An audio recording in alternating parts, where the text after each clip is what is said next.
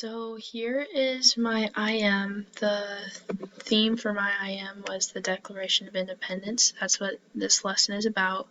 Here I have just a little welcome for my students to read before they get started, and I also have my standards here that I'm covering.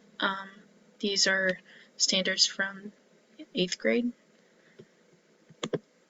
And so here I have a little introduction. I made a presentation video about what topics we'll be going over and a little bit of details about each topic. So I have them going over important events that led up to the Declaration of Independence being written, and I have a video about a couple events and a timeline, website, and then the assignment for it.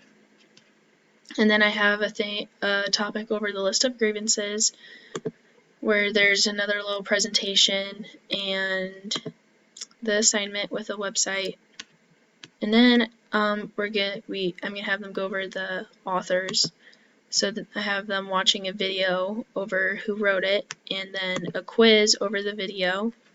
And then I have some practice links here with a Quizlet over material that was covered and a Kahoot with material that was covered. And then I have their final assessment, which is a Google forum where they just answer questions about what they learned throughout the lesson.